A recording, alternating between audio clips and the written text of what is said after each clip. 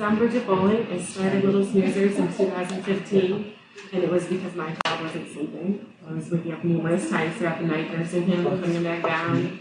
I'd wake up the next day and not remember how many times I nursed him. I'm like, it's pretty scary. So I sleep trained him at 6 months, and he's been a fantastic sleeper since. I've had 3 other children since, and if they don't sleep, I go crazy, so we all sleep good. Yeah, and I'm Lauren, and I learned about sleep consulting from Bridget, and I wish that I had had it when my kids were little. I just want to say sleep issues are so common. That's why we have a job, because so many people out there, there's just sleep questions. And there's a lot of information out there in the world. There's a lot of noise, and it's hard to know what's fact and what's based in science and what's based in emotions. So today we're going to bring you what is evidence-based, where the science is, and we're going to help you kind of walk through, as best as we can, your individual situations. Okay, so hopefully I cover most of the things in the talk, but there's plenty of time for questions at the end. Okay, here we go. We're going to start. Okay, so there are 4 components of healthy sleep, and we're going to break them down here in the next few slides. Proper sleep environment is so important. I think a lot of people know what it is. A lot of people get this right, but we're going to talk about it. Coordinating sleep drive with your natural biological rhythms. This is a huge one, and I feel like, Bridget, I'm not sure about you, this is one that I think most of the time I help parents with this part, and I will explain exactly what that means going forward. Eliminating sleep associations and understanding how to self-soothe. I think we all know what that means. You don't need mom to rock you to sleep. You don't need a pacifier to sleep. You don't need someone in bed with you. You don't need an association. We need to empower our children to know that they have what it takes, and they're confident enough to know that when it's time to sleep and their body is tired, they have what it takes to go ahead and close their eyes and let their body rest. And a consistent and effective bedtime routine is critical. It's really, really important for a lot of reasons, and again, we'll get into those in just a few minutes. Okay, proper sleep environment. You want it to be cave-like, extremely, extremely dark, even at nap time. So like you want that bedroom to be dark. Blackout curtains, trash bags is written up there. If you don't have blackout curtains, that's okay. You don't have to buy anything. Put some black trash bags up in your windows, put some cardboard boxes up there. It can be ugly. It just needs to be dark. The reason for that is the part of the brain that releases that natural melatonin, that sleepy hormone that we all know so much about, it sits right behind your optic nerve. So simply put, when your eyes see dark, the brain tells the body it's time to start sleep mode, and it will release those sleepy hormones. If your eyes are seeing bright or blue light, like a screen, or lights that are too bright, the brain thinks it's still time to be awake. So dark, dark, dark. A good cool room, 68 to 72 degrees. Just make sure you're dressing your kids appropriately for bedtime. If it's a little one, like an infant, it's like one more layer. Like if they're in their jammies, one more layer, just one sleep sack. Like they don't need to be super bundled. A hot baby isn't going to sleep well. Cold baby isn't going to sleep well. Same with kids. Kids at least can sort of regulate their own blankets at night, but for babies, you really have to do that for them. And a white noise machine can help, especially with infants, especially with little ones. With infants, it helps to just simulate the room sound. And then they kind of get used to it. It also just drowns out the sound from the rest of the house, so they're not as stimulated. Okay, here we go. I feel like this is the biggie. Coordinating sleep drive with your natural biological rhythms. All right, so I'm going to kind of back things up to the newborn phase. When a baby is born, all they have the capability to do, all they have is a sleep drive. Like they're awake for a certain amount of time, and their body gets tired and they go to sleep. Awake for a little bit of time, and then they go back to sleep. So that's sleep drive, and that just kind of goes on 24 hours a day. What they don't have is their circadian rhythms developed yet. Circadian rhythms develop around 4 months old. The circadian rhythms, I know we've heard that term, I'm sure, a lot before, but just so we all know, it's just your internal clock. Everybody has an internal clock that is about 24 hours long. So if we all lived in a cave and never saw daylight, your body would be like on a regulatory system that lasts about 24 hours. Doesn't exist for a newborn until they're about 4 months old. Between 4 and 6 months, this is where it matures. And this is where sleep training can happen. So anybody, if you remember the newborn phase, or if you have a newborn, or you're going to have a newborn, the first 4 months, disorganized, unpredictable, They're going through one developmental leap after another. Their bodies feel different from one day to the next. They're literally metabolizing food differently from one day to the next. So sleep just gets disrupted. And, at that phase, at that age, there are a few things you can do to try to get sleep. The best thing to do is just kind of roll with it and know that in a few months, things are going to change. So the best thing you can do in those 4 months is to get sleep while your little one sleeps. The worst thing you can do is to keep that baby awake during the day to make sure that they're tired to sleep at night. That's going to have the opposite effect. And that is because when you allow your sleep drive to get too big, so I always explain it like a balloon. And you all can probably picture this. When you wake up in the morning, you're nice and rested, right? Because we all get a really good night's sleep and we wake up really, really rested. The balloon is deflated. And the longer you're awake, that balloon begins to inflate. And then when you go to sleep at night again, it goes back down. Or for little ones that still need a nap, right, that balloon gets bigger if they're awake and then they get a nap and it goes back down. Now what happens if you allow that sleep drive to go beyond the stretch of the balloon? It will burst. And the body will release stimulating hormones like adrenaline and cortisol, and it's doing that to try to combat the fatigue.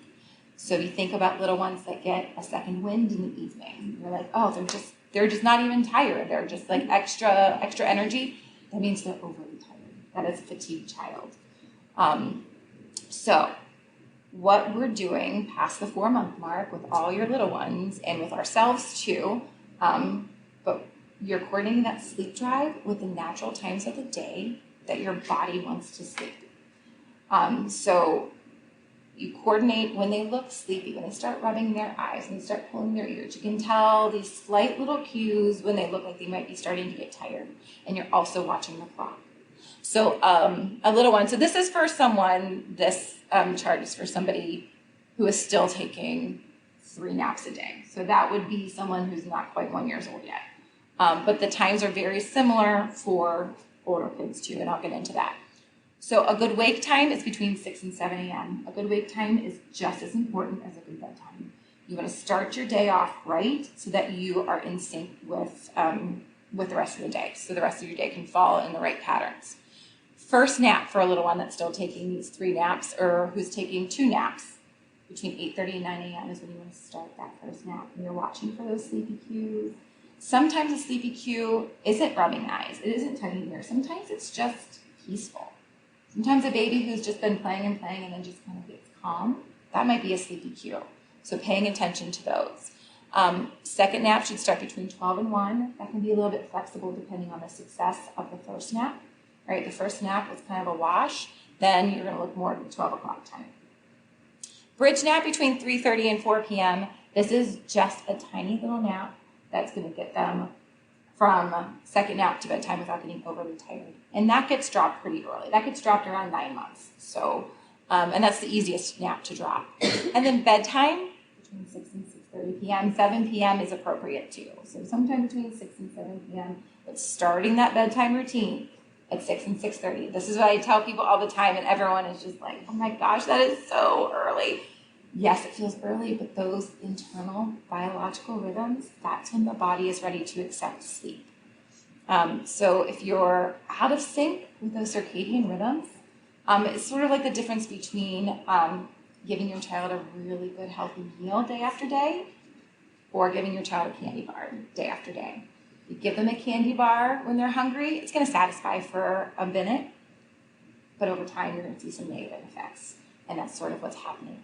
So you really coordinating with that, with these times is going to give your child the most restorative sleep. Okay, so it's not just about the length of sleep, it's about when the sleep happens, it's going to give them the best quality sleep.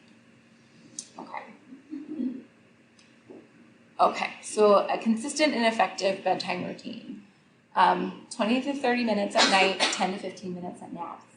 That bedtime routine serves multiple purposes. It is one that helps the body to calm down. It helps your child to know what's coming. There's a routine, there's a pattern. From the earliest age, from the time children are born, they have a pattern-seeking brain from the moment that they're born. So they're seeing patterns. So these are patterns that are happening every night, It's a confidence boost for them. They know what's coming. They know what's expected. It also cues the brain. When the brain starts doing these bedtime routines and it knows that sleep time is coming, the brain will start to release that melatonin. Dim lights, not bright lights, so as dim as you can get it in their room. If you're still feeding, last feed, if applicable, you want to maybe break the cycle of feeding. You don't want feeding to be the last thing you do. Feed, then maybe read a book. Or feed and sing a song. You don't have to have a large amount of time between your feeding and bed, but just something between feeding and bedtime so you break that association. Book, song, whatever works for your kiddo. I know books are a great thing to do at bedtime, but I know sometimes for some of the older kids, you can incorporate a lot of other things. Like I know one of my daughters has a lot of, she deals with anxiety. Books are not her thing, so we do a word search every night together, and that's her calming routine. So you can find different things that are calming for your family. It doesn't have to be what you typically see in a bedtime routine, but just something that's going to help the body to start to rest. Sleep associations and self-soothing. Okay, you don't want your child to have a job to do when they wake up between these sleep cycles. We all wake up between sleep cycles at night. It's just this sort of, I don't know, internal, natural thing because at one time in the human evolution, you needed to wake up to make sure there wasn't danger. There wasn't like the house wasn't burning down or there weren't, anyway, it comes from a primal state. We all wake up in the middle of the night. As adults, we probably just, readjust our pillow, put our blanket back on and go back to sleep. We may notice we're awake, we may not. Children that have a sleep association are waking up and they feel like they have a job to do. They wake up and they're like, I need mom. Where is mom? I need to look for mom. I need to eat. Or I need this pacifier or this. So you don't want your child to have a job to do when they wake up. Soothing is a skill and it has to be practiced. So when you are ready to start any type of sleep training or if you're ready to work on your child in sleep, know that it's a process and it's a skill. They're not going to learn this overnight. I always equate it to learning how to ride a bike. Right? You're going to set them up for success. You're going to hold on to the back of that bike, make sure everything is good, the environment's good, but eventually you have to let go. And they're not going to know how to ride a bike the second you let go. Right? They're going to wobble, they're going to fall, they're going to get back on. Same with learning how to self-soothe. It's going to take time. For some kiddos, they catch on quick. For other kiddos, it just takes a little bit longer, but they can all do it. So our job is to set our child up for success, and we do that with the good bedtime routine. We do that with the sleep environment. And we also do that with our own confidence, like with our own ability to say, I know you can do this. I'm just passing the baton. I'm going to be here with you, but I know the last little part, you can close your eyes and go to sleep. Okay, dropping naps. I know we had some nap questions. Naps are just a pain. Okay, guys, if naps aren't going well for you, don't worry. Naps are hard. Dropping the bridge nap between 6 and 9 months old, that's the easiest one to do. And usually kids just sort of play through it. You just notice over the course of time, they're not taking that nap. That one is kind of a piece of cake to drop.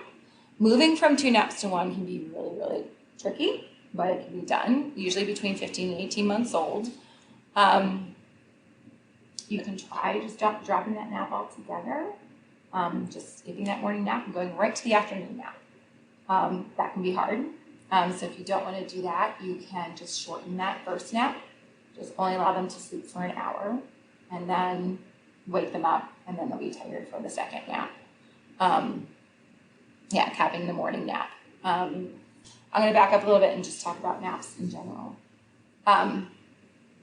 A good nap, if we're talking about a child taking 1 nap or 2 naps, a good nap is a nap that lasts at least 1 hour, usually 2. If they're only taking 1 nap, a successful nap might go beyond 2 hours. But if they're taking 2 naps, 1 to 2 hours. The reason for that is if it's an hour long, you know they've connected sleep cycles. Okay? If your child wakes up from a nap and they're distraught and unhappy and crying, you know that nap's not done. You know they haven't slept as long as they want to sleep. If they wake up and they're just talking to themselves or happy, you know that nap was a success. Okay, you can try to get them to go back to sleep for that nap that day, or you're just taking a mental note as a parent and being like, okay, they slept for this long, it didn't seem like enough today, tomorrow we're going to try to elongate that nap for them. Okay, I'm ready for it. Dropping 1 nap to 0. Okay, Kids need to nap longer than you think. Sometimes there is typically a false dropping of a nap around 2 years old. Somewhere in that 2 year, they're just at that age where they're testing things, they're trying things. What am I doing? They're developing, they're in their bed, they're just kind of, I don't know, seeing what's what. Unless they stop napping for a solid 2 weeks, they're not ready to drop that nap. Just keep trying. Just keep putting them in their bed. Quiet time is always good. Quiet time can last forever. It's always a good idea to have some time to decompress, and if they happen to sleep, they must need that sleep. So many children still need a nap until they are school aged. So I know we had a question about naps before and how to drop it. It's perhaps the timing of naps maybe and the timing of bed, and we can maybe try to dig into that a little bit later to see if maybe we can help you troubleshoot that. Maintaining success, we already talked about that. We already talked about most of this. Okay, the crib. Keep them in the crib as long as you possibly can. It's security for them. It really is. They're just not mature enough to handle the bed typically until they're at least 3 years old. Okay, the 80-20 rule. This is, I'm sure all of you were looking at that schedule and we're like, oh man, like how are we ever going to do something as a family in the evening? How are we ever going to go to doctor's appointments and things like that? 80-20 rule. When you have healthy sleep established, 80% of the time, stick with that schedule. 20% of the time, life happens. You have a family event, doctor's appointment, you miss a nap, bedtime is late, no big deal. Just make sure that bedtime gets a little bit earlier for the next couple of nights, just to make sure that you are establishing that healthy sleep again. Okay, that was a lot of information. Bridget's turn. Ready? So luckily, anything autism, ADHD, anxiety, and sleep, it's all the same. Like there are no necessarily special things, but it's really, you need to concentrate on what we've already talked about. So bedtime routine is key. If you want to be consistent, if you're able to, just one person doing bedtime routine every night. And if you can do it in their room to take away any distractions, you want to keep to one person if possible because three's a crowd. So the most calming, quieting bedtime routine to wind down the day will help bedtime go more smoothly. Set an appropriate bedtime and be consistent with it. You don't want to put them to bed at 6 o'clock one night and 9 o'clock the next. Be consistent with bedtime. Sleep environment is very important. I know we just talked about all of this stuff, the temperature, the darkness. Dark rooms are huge. I cannot tell you how much that will help your child's body produce melatonin. And it's even worse now after daylight savings where it's this bright out. I'm telling you, I do not travel without contractor garbage bags and painter's tape. I don't care if it looks like a meth lab. My children are sleeping and we're all happy. So it doesn't have to look great, but if your kid is sleeping, you have to make it dark. All right, so another thing you're going to want to do is create positive sleep associations and celebrating successes. Sleep is, people have a perception, children sometimes have a perception of sleep as a punishment. It is not. We all in this room love sleep. We wish we had more of it. So making sure they know, like, sleep is fun. We love sleep. We love our room. It's a safe space. We play in here. We read in here. We also sleep in here. So play in their rooms if you are not. It is a great, like, you don't want to just keep their room for sleep. Be in there. Fold laundry with them. Roll around on the floor with them. Read books. Play games. Their room is a safe space, and we want them to know that. So that's a positive sleep association you can do. Another thing you can do is put, depending on the age of your children, if they're old enough, and will like stickers, or you can make a sleep chart. So let's say Colin's sleep chart. It doesn't have to be anything fancy. 5 boxes, 1, 2, 3, 4, 5. If you sleep in your bed for 5 nights in a row, we can go to the park and celebrate, or jump on the bed, do something fun. But if you do a sleep chart, I would recommend putting it outside their door at eye level to them. We're so happy about it. When I've done them with my kids before, in the morning we would jump on the bed because we were so happy and had so much energy to be able to have fun because everybody slept good. Right, so associating it back to healthy sleep. I have so much energy now. Yes. Yes. Yeah. So like fun things, they don't have to be physical rewards, it can, or tangible rewards. They can be doing something fun with your family. Sleep is a marathon. It is not a sprint. Your child will not sleep through the night tonight. Like, it is not that easy. But if you dedicate 2 weeks to it, you will get there. So don't get hung up if one night is bad. Be consistent and commit to the process. Like I said, it's 2 weeks. It's not, well, we can do this for a night or two. Put in a solid 2 weeks. Give it a college try and see where you're at. You're not going to see any results after 2 or 3 days. You need to be consistent to get somewhere with it. All right, ADHD and sleep. The single most helpful strategy for parents of kids with ADHD is validating your child's thoughts and feelings by showing interest and empathizing with them. Do not discredit how they're feeling or how they're interpreting things. Empathize with them and show an interest. You're on the same team, so that will help them with their sleep. Anxiety and sleep, be a calm brick wall of empathy in order to help the child feel safe enough to sleep. They are counting on you to feel safe. Follow through on what you say you're going to do. They need to be able to trust you. If they trust you, then they will feel calm and be able to rely on you and comforted and be able to sleep. Work on self-regulation in order to co-regulate. And children are capable of managing life's ups and downs. We just need to teach them the coping skills. One big question asked by many parents is, how do I help my child sleep through the night better? I feel like typically if someone's not sleeping through the night, it doesn't mean that they're not tired. It means they're overly tired. It means somewhere in there there's a sleep debt and the body is producing adrenaline. So adrenaline isn't just released in the body once. Like, it can happen just once if you miss one nap and then you get a good night's sleep and then the adrenaline goes away. If you're chronically overtired or what we call a sleep debt, it's constant adrenaline and cortisol in the body, which that contributes to night wakings, that contributes to early wakings in the morning. So really focusing on sleep for that nice, good 2 weeks, you might see that just disappear. That's what I would expect. Is that what you would expect? Yes, like depending on your children's ages, you're looking at like between 10 and 12 hours overnight, consistently. So as Lauren said, night wakings, early risings are signs of being overly tired. And so in that situation, we'd recommend putting your child to bed 30 minutes earlier the next night to get them caught up on that sleep debt so that they can get a consistent long stretch of sleep overnight and take the night wakings.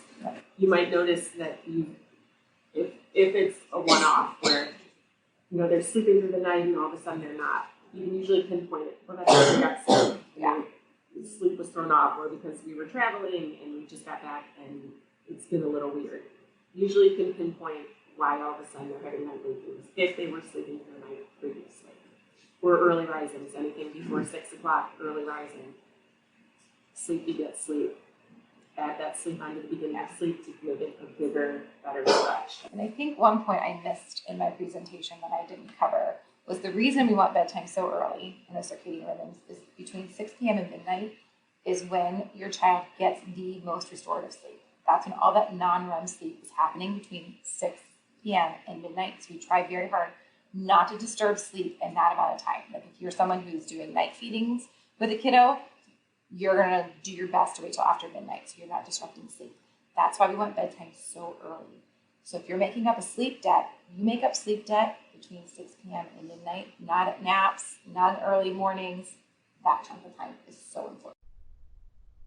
One mom with a young child with autism expresses frustration with some of the sensory input needs, deep pressure input needs, and general distaste for sleep that her child displays, and asks, how do we tease apart some of these different components of sensory needs with a child's need for sleep? Yeah. So here's what I would recommend. I would recommend everything you said. Okay. I would be consistent. I would let her know what's going on. I would move her bed back into her room, and I would take your party into her room. You're not sleeping in there, but you're moving everything else in there. You're doing the pillow on the belly. You're doing the arm. You can sit next to her and do There are it. also weighted stuffed animals. I would get a stuffed animal that smells like you. Maybe has long hair. So Yes. you're not recreating in her room give her the love of her room, put her bed in there, and you're doing what you need to do but you're not going to be laying with her. You're going to sit with her every time she wakes up and do what she needs to be doing. It's going to be hard. You're going to be exhausted, but you're already exhausted. Yeah. But you're going to do it in her room. Okay. Because this will get her out of your room. The room's safe. Put a gate up if you need to contain her in there. You can still go to her when she needs you.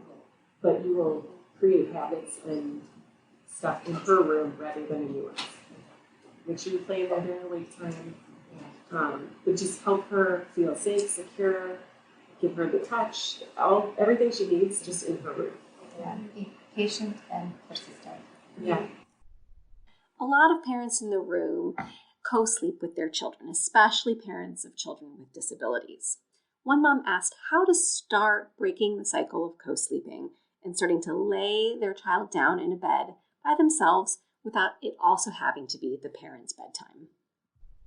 So what you could do is still do the bedtime routine and do everything with him in bed, and then you remove yourself. And you go to bed when it's time for you to go to bed. Just so you're teaching him. So try to do everything and like work on getting him to sleep in the bed without you laying in there. And that way you can teach him how to sleep, and then you can come in when you're going to sleep. I know you'll be tired for a couple of days with it, but you're already tired, so. Like if you're working on independence, especially with energetic little ones, sometimes giving them something they can do in bed is helpful instead of all these things that you can't do right now. What can you do? You can stretch. You can wiggle your toes. You can wiggle your fingers. You can work on your breathing. Like give them some tasks, give them some things that they can do that they can work on. And sometimes just in the middle of working on that, they just get so tired they fall asleep, but or at least we'll give you some time. A mom of a 10-year-old asks, how do I help my child stay in his room when it is not time to wake up yet? And our speakers mention a tool that some families use called an okay to wake clock.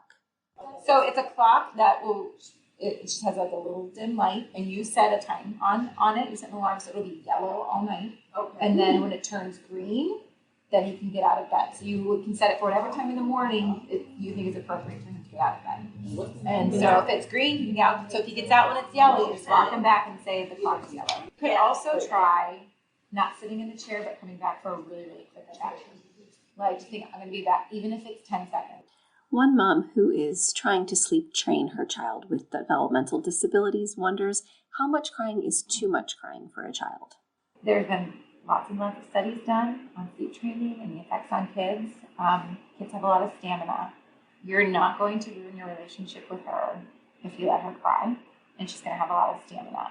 So I think that comes down to you as a mom, what you're feeling, but also know that there's a lot of stress in your life if she's not sleeping, and if you're not sleeping, and that's like a constant stress that's going on. Not only just your mental stress, but if she's not sleeping well, that's a lot of cortisol in her body too all the time.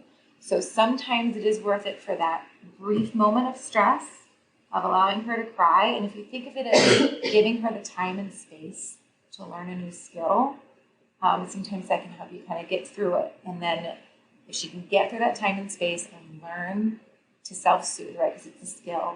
And if you're kind of putting all these pieces of the puzzle together, the timing, the room environment, all of it's coming together, you have all those pieces of the puzzle, training where she's learning the skill can be worth releasing that stress down the line.